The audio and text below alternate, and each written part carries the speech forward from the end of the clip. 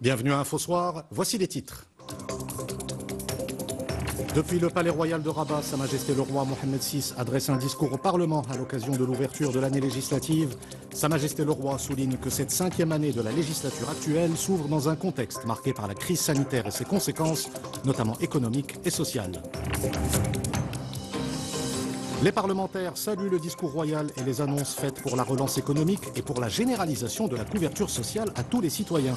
Députés et conseillers soulignent l'importance des grands chantiers lancés par Sa Majesté le roi Mohammed VI. Dans ce journal, focus sur un mode de consommation qui séduit de plus en plus les Marocains. Depuis le début de la pandémie, l'engouement pour le e-commerce est au rendez-vous. Un moyen sûr et facile de faire ses achats à la maison sur Internet. Et à la fin de cette édition, nous découvrirons les nouvelles œuvres de Moustapha Mziane. L'artiste peintre expose ses toiles à la galerie Mindar à Casablanca. Une exposition intitulée « Voyage intérieur » où chaque tableau est accompagné d'un poème. Madame, Monsieur, bonsoir. Depuis le palais royal de Rabat, Sa Majesté le roi Mohammed VI a adressé un discours au Parlement à l'occasion de l'ouverture de l'année législative. Le discours a été diffusé en direct dans l'enceinte du Parlement. Sa Majesté le roi a rappelé que cette année législative s'ouvre dans un contexte marqué par la crise sanitaire et ses conséquences, notamment économiques et sociales. Écoutons le souverain. En ces circonstances exceptionnelles, nous ouvrons la présente année législative sous un format inédit. À l'ordre du jour figurent de nombreux défis, notamment ceux induits par la crise sanitaire qui sévit au Maroc comme dans le reste du monde. Dernière de la législature en cours, cette année exige de votre part des efforts redoublés. Il s'agira en effet pour vous de mener votre mandat à bonne fin et de dresser le bilan de l'action que vous soumettrez aux électeurs.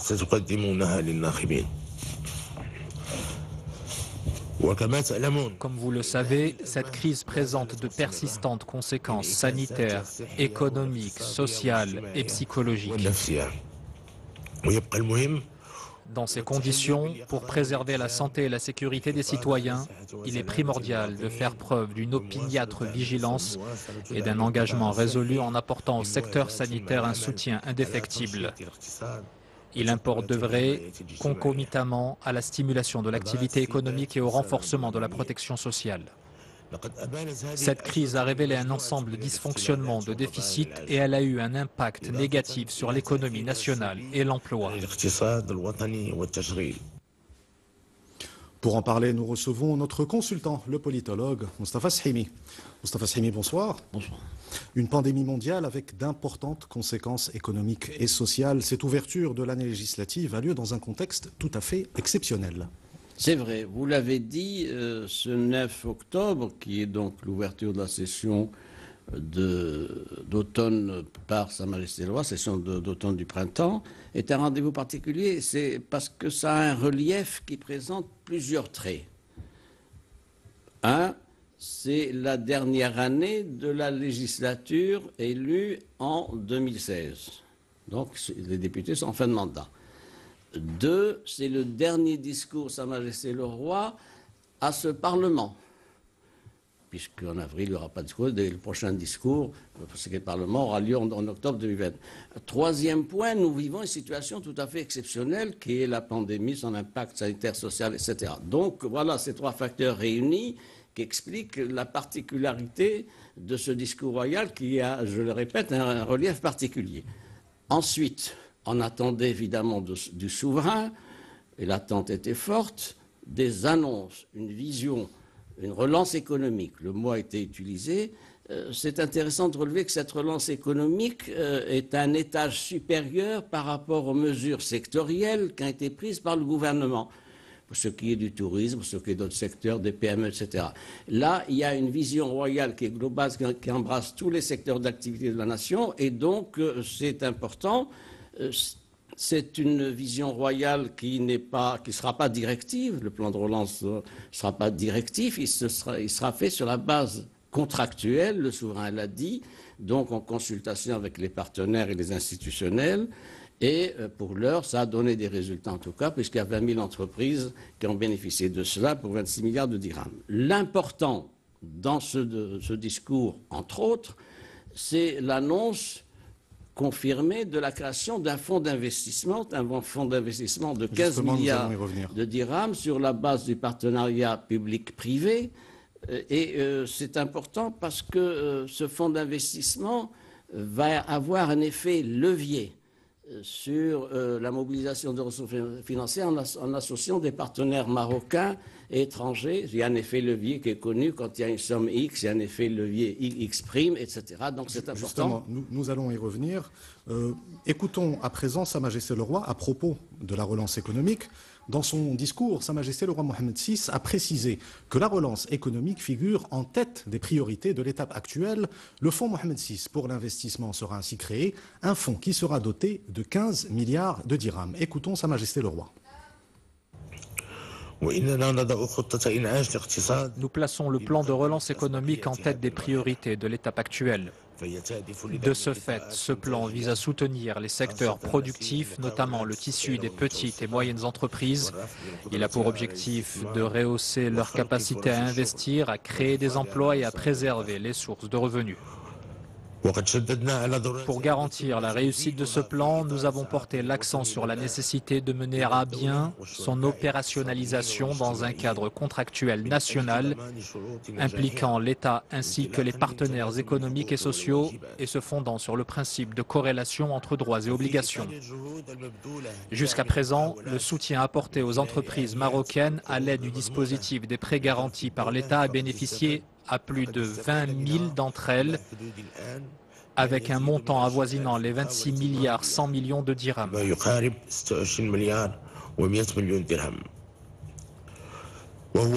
Les entités bénéficiaires de ce soutien ont prouvé leur résilience face à la crise dont elles sont parvenues à atténuer les effets en préservant les emplois.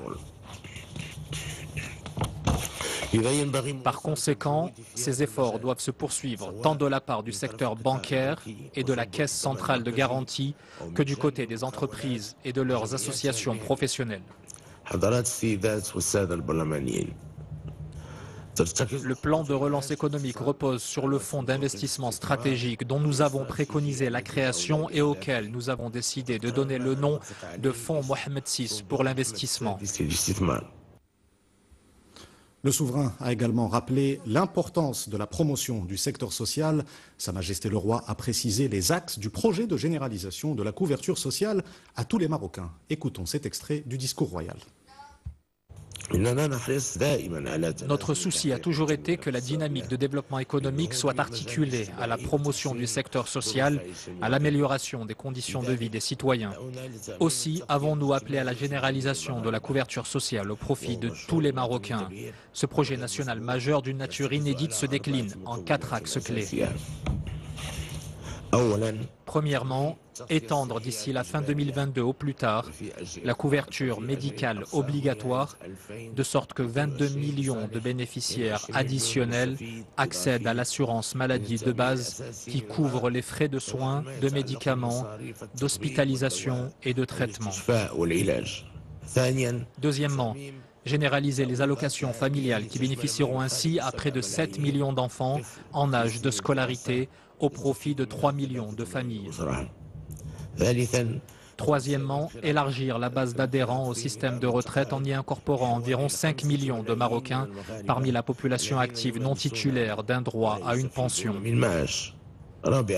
Quatrièmement, généraliser l'accès à l'indemnité pour perte d'emploi au profit des Marocains ayant un emploi régulier.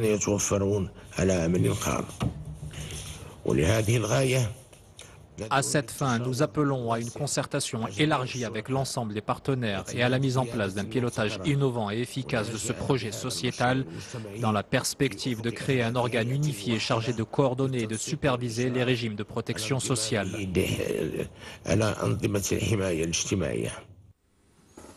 Moustapha Shehimi, la couverture sociale sera généralisée à tous les citoyens. Quel regard portez-vous sur ce grand chantier lancé pour faire face aux conséquences de la pandémie ?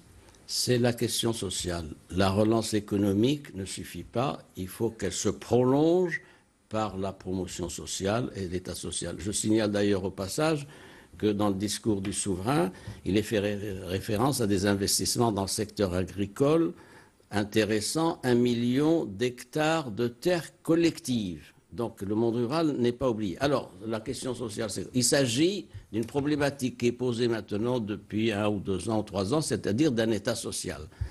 Un État social, c'est quoi? C'est un État qui donne des chances, qui facilite l'accès aux soins de santé, à l'éducation, au logement, etc. C'est une problématique qui est maintenant au premier plan parce qu'il est apparu avec cette pandémie, et le souverain y a fait référence, qu'il y a eu des dysfonctionnements et des déficits. Donc il s'agit de réajuster une situation sociale de franges importantes de la population qui ne sont pas éligibles donc à des standards minimums. Alors il y a eu l'AMO, évidemment on en a parlé, pour 2022, les allocations familiales, la retraite, l'IPE, indemnité pour perte d'emploi, ce sont des mesures concrètes. Ce n'est pas un discours sur l'État social, ce sont des mesures concrètes opératoires avec un agenda. C'est quand même intéressant, c'est un agenda 2022 au plus tard jusqu'à 2025. Ça va se faire comment? Là encore, ça ne sera pas directif, ça va se faire de manière concertée avec sur la base du partenariat public-privé, avec les partenaires économiques et sociaux. Et donc, c'est une nouvelle culture politique qui va s'instaurer forcément. J'ajoute une dernière observation, c'est que tout ça dépasse l'agenda électoral de 2021 et les programmes des partis qui sont actuellement en train d'être actualisés, etc. Il y a là une vision, une feuille de route pour 2021 et au-delà, donc contraignante et astreignante pour le futur gouvernement. Il y a aussi un autre phénomène, c'est forcément la dilution de tous les discours des partis politiques et de leurs programmes respectifs. Ils doivent s'insérer dans un nouveau référentiel défini par la vision royale. Il y a quelque chose qui est en train de se passer dans notre champ politique et partisan, et c'est irrigué par la ferme volonté royale de passer à autre chose par rapport à ce qui a été fait. Merci Moustapha Shahimi pour cet éclairage. Dans son discours, Sa Majesté le Roi a également appelé les institutions de l'État et les entreprises publiques à agir comme un levier de développement. Le souverain a notamment appelé à un véritable changement dans le niveau de performance des établissements publics. Écoutons Sa Majesté le Roi. Indépendamment de ces objectifs, la réussite de tout plan ou projet tributaire de l'adoption des principes de bonne gouvernance et de reddition des comptes. À cet égard, les institutions de l'État et les entreprises publiques doivent montrer une attitude exemplaire et agir comme un levier de développement et non comme un frein. Étant donné l'importance stratégique de ces institutions, nous appelons à une redéfinition substantielle et équilibrée du secteur. Par ailleurs, notre souhait est que l'agence chargée de la supervision des participations de l'État et du suivi de leurs performances joue un rôle clé dans ce domaine. De fait, le succès du plan de relance économique et la mise en place d'un nouveau contrat social nécessitent une évolution réelle des mentalités et un véritable changement dans le niveau de performance des établissements publics. À cet effet, nous appelons le gouvernement à opérer une révision profonde des critères et des procédures de nomination aux postes supérieurs afin d'inciter les compétences nationales à intégrer la fonction publique et à la rendre in fine plus attractive. Les parlementaires saluent le discours royal et les annonces faites pour la relance économique. Pour les députés, le fonds Mohamed VI d'investissement, qui sera doté de 15 milliards de dirhams, représentera un véritable levier de développement afin de répondre aux enjeux actuels. Amina Boukhalk. La concentration est maximale devant le discours de Sa Majesté le Roi Mohamed VI. Selon le président de la Chambre des représentants, le souverain a adressé un message clair aux parlementaires. Une mobilisation tous azimuts est nécessaire face à la pandémie. Sa Majesté le Roi Mohamed VI a rappelé que la conjoncture actuelle est exceptionnelle, que ce soit à l'échelle nationale ou internationale. Malgré cela, cette situation causée par la pandémie du coronavirus mobilise l'ensemble des Marocains déterminés à surmonter la crise. Pour les députés de la majorité comme de l'opposition, l'ambitieux plan de relance économique qui repose sur le fonds Mohamed VI pour l'investissement est une aubaine dans ce contexte sanitaire. Sa Majesté le roi Mohammed VI a donné ses hautes instructions pour le lancement du fonds Mohammed VI pour l'investissement dans un contexte marqué par une crise économique et une crise de l'emploi. Ces sujets doivent désormais mobiliser l'ensemble des institutions. Le souverain a appelé les parlementaires à prendre en main leurs responsabilités et à se mobiliser pour faire face à de nouveaux défis dictés par la pandémie. Ces députés qui entament une année législative sous un format inédit sont conscients de la nécessité de revoir leurs priorités, et ce à la lumière de ce discours royal qui dresse une feuille de route claire pour surmonter l'épreuve du coronavirus. Les membres de la Chambre des conseillers soulignent également l'importance des projets lancés par Sa Majesté le roi Mohammed VI. Parmi les grands chantiers, la généralisation de la couverture sociale à tous les citoyens. Nous retrouvons Amina Ben Khalk. Pour les conseillers, le discours de Sa Majesté le roi Mohammed VI appelle à une prise de conscience générale face à une nouvelle réalité, celle d'une économie nationale frappée de plein fouet par la crise du coronavirus.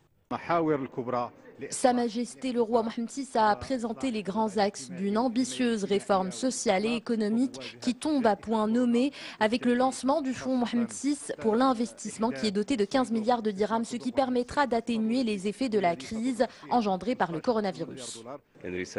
C'est un message sans embâge adressé à l'ensemble des parlementaires qui ont pour mission de relever plusieurs défis socio-économiques, dont la généralisation de la couverture maladie obligatoire et la lutte contre les conséquences économiques de la crise sanitaire. Ce discours est également perçu par les conseillers comme une leçon de solidarité avec d'ambitieux objectifs comme une généralisation de la couverture maladie obligatoire pour 22 millions de bénéficiaires. Sa Majesté le roi Mohammed VI a parlé d'un ambitieux chantier social qui se décline en plusieurs axes comme la couverture maladie obligatoire qui en 2 années seulement ciblera 22 millions de Marocains. Il est également question d'allocations familiales et d'indemnités en cas de perte d'emploi. Le souverain a appelé les parlementaires et le gouvernement à redoubler d'efforts, surtout dans cette conjoncture, pour garantir la réussite des nombreux chantiers en cours, ce qui nous permettra d'aller de l'avant selon cette vision ambitieuse de Sa Majesté le roi Mohammed VI. Pour les parlementaires, ce discours royal appelle l'ensemble de la classe politique à se hisser au niveau de l'étape actuelle, une étape aux défis multiples, parmi lesquels la protection sanitaire des Marocains et la sauvegarde du potentiel économique du pays. Voici ce que l'on pouvait dire ce soir sur l'ouverture de l'année législative marquée par le discours de Sa Majesté le roi Mohammed VI. Place à présent au bilan quotidien du ministère de la Santé sur la situation du coronavirus. 3 445 nouveaux cas de Covid-19 ont été enregistrés au cours des dernières 24 heures. Le ministère annonce également 44 nouveaux décès. 2 747 guérisons supplémentaires sont recensées. Et le ministre de la Santé, Khalid Aït Talb, a tenu hier à Rabat une réunion dans la perspective de la généralisation du vaccin anti-Covid au Maroc, prévue après l'achèvement des essais cliniques du vaccin et sa mise sur le marché mondial. Je vous propose de l'écouter. Une réunion qui a bien sûr étudié tous les aspects, les contours de la question pour que le facteur surprise ne soit pas bien sûr contraignant ni ne s'impacte pas négativement sur nous. Et sachez que bien sûr ce n'est pas une question très facile et techniquement parlant il y a un contexte qui est régional et donc les directeurs régionaux sont en même bien sûr d'apporter bien sûr les réponses à certaines solutions et certaines complications techniques que nous pouvons surmonter aujourd'hui. Ça rentre bien sûr dans l'étude de faisabilité de cette campagne de vaccination. Mais aussi, c'était une occasion pour insister sur la vaccination antigrippale, puisque nous sommes à la veille, bien sûr, de la saison de la grippe. Et donc, le vaccin antigrippal, aujourd'hui, devient quand même une nécessité. Et face au coronavirus, la vigilance est renforcée dans les établissements scolaires. Dans les écoles, collèges et lycées, des mesures sont prises pour veiller au respect de la distanciation.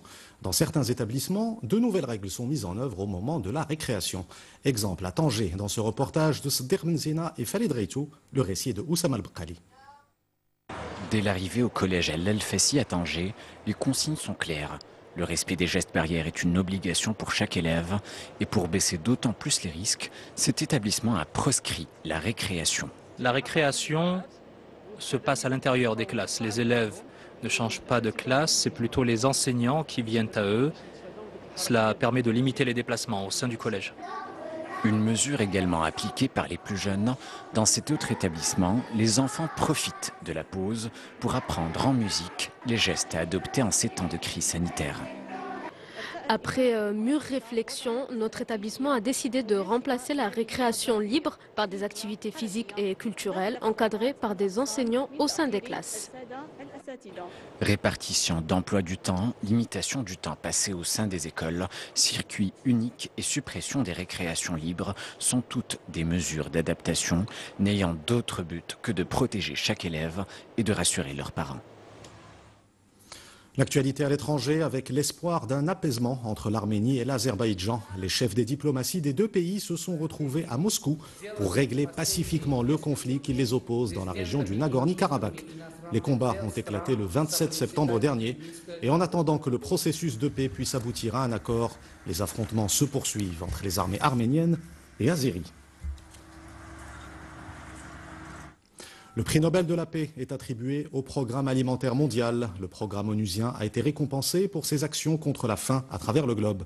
Une problématique qui risque aujourd'hui d'empirer. L'ONU estime à plus de 130 millions le nombre de personnes susceptibles d'être touchées par la faim en raison de la pandémie de Covid-19. Mamadou Diaye. The Nobel Peace Prize for 2020 to the World Food Programme. C'est un signe de reconnaissance, mais également une invite à davantage de mobilisation contre la faim dans le monde. Entre les continents, le programme alimentaire mondial est au chevet de millions de personnes qui luttent au quotidien pour survivre. L'année 2019 a constitué une étape charnière dans les actions humanitaires du PAM. Selon les estimations du programme, quelques 690 millions de personnes étaient touchées par une sous-alimentation chronique. Le plus excitant dans une vie est le prix Nobel de la paix et c'est grâce à la famille du PAM. Ils sont là dans les endroits les plus difficiles et les plus complexes du monde, qu'il s'agisse de conflits de guerre, d'extrêmes climatiques, peu importe, ils méritent ce prix. Au-delà de la symbolique, le programme alimentaire mondial recevra un diplôme, une médaille d'or et un chèque d'environ 950 000 € en guise de récompense. L'ONU et ses démembrements deviennent presque habitués aux distinctions du prix Nobel de la paix. 12 lauréats au total, un record qui n'a pas fini de faire la fierté de l'Organisation des Nations Unies. Au Mali, une humanitaire française a été libérée après 4 ans de captivité. Sophie Petronin était la dernière otage française dans le monde. Elle avait été enlevée en 2016. Soumaïla Cissé, un homme politique malien, a également été libéré, ainsi que 2 ressortissants italiens. Ils avaient été enlevés dans le nord du Mali. C'est ce qu'ont annoncé hier les autorités maliennes. Retour au Maroc avec la Journée nationale de la femme qui sera célébrée demain, l'occasion de rappeler les avancées réalisées en matière de promotion des droits des femmes. Il s'agit également d'appeler à une plus grande mobilisation face à toutes les formes de violence que peuvent subir les femmes, notamment la violence conjugale. Reportage Jada Berdan, le récit est de Rizlan Taibi. L'entrée en vigueur de la loi contre les violences faites aux femmes il y a 2 ans a renforcé l'arsenal juridique national dans le domaine de l'égalité des sexes. Le texte incrimine pour la première fois certains actes considérés comme des formes de harcèlement, d'agression, d'exploitation sexuelle ou de mauvais traitement et prévoit des mécanismes pour prendre en charge les femmes violentées. Grâce à cette loi, des cellules spécialisées ont été créées au sein du ministère de la Solidarité, de la Justice, de la Santé, de la Jeunesse, au Parquet général, à la Direction de la Sûreté nationale et au sein de l'état-major de la gendarmerie royale, et c'est une avancée majeure. Mais pour les associations de défense des droits de la femme, tous les progrès enregistrés restent insuffisants. Pour elles, la nouvelle loi n'est pas assez protectrice et n'a pas eu les effets escomptés. Cette législation reconnaît en effet toutes les formes de violence, physique, psychologique et économique, mais le plus difficile, c'est de les prouver. Et les cas de violence ont malheureusement augmenté durant la période de confinement.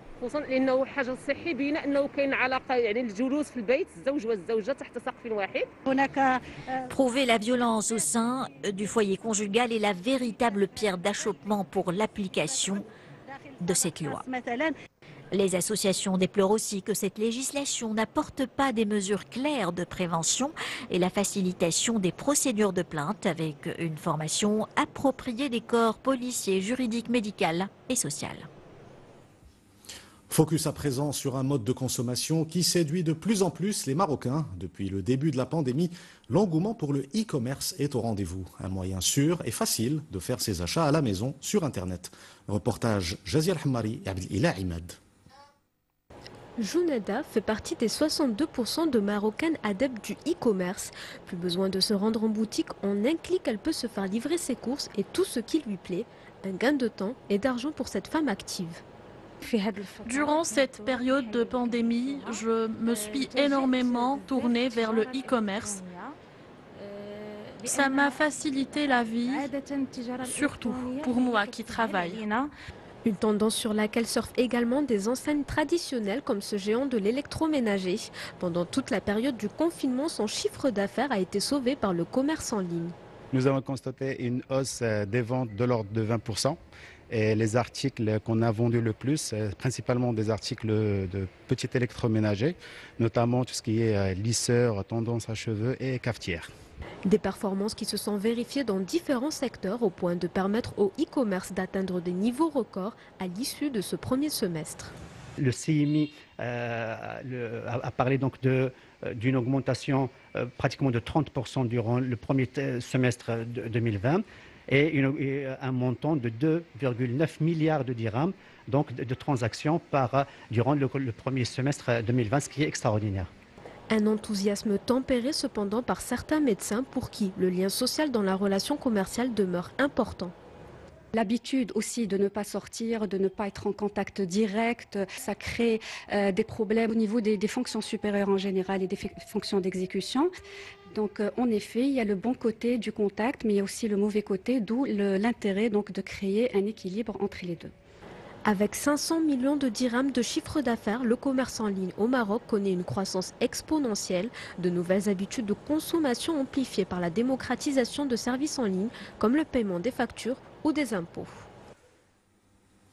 Je vous propose maintenant de découvrir les nouvelles œuvres de Moustapha Mziane. L'artiste peintre expose ses toiles à la galerie Mindar à Casablanca.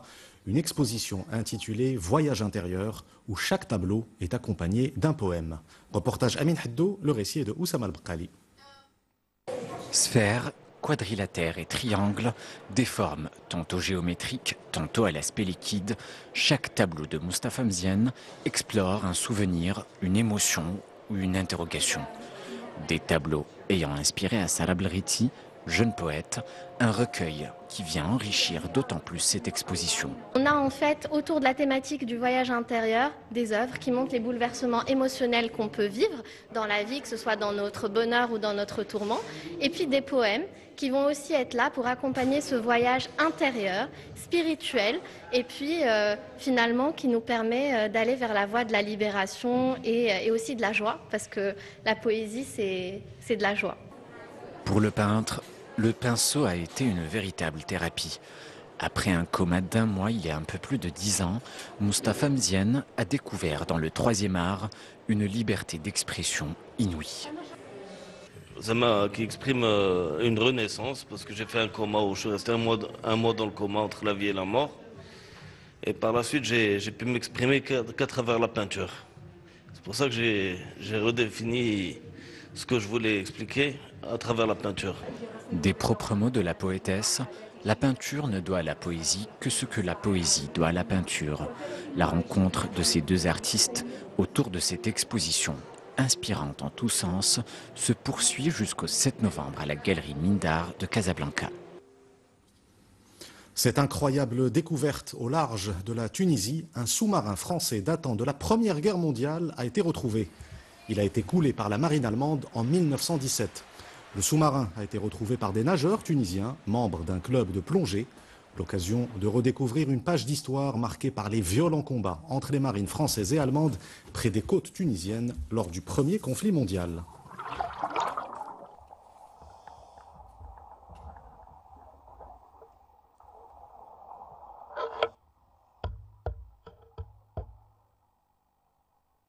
Avant de nous quitter, je vous rappelle l'une des principales informations de cette édition. Depuis le Palais Royal de Rabat, Sa Majesté le Roi Mohammed VI a adressé un discours au Parlement à l'occasion de l'ouverture de l'année législative.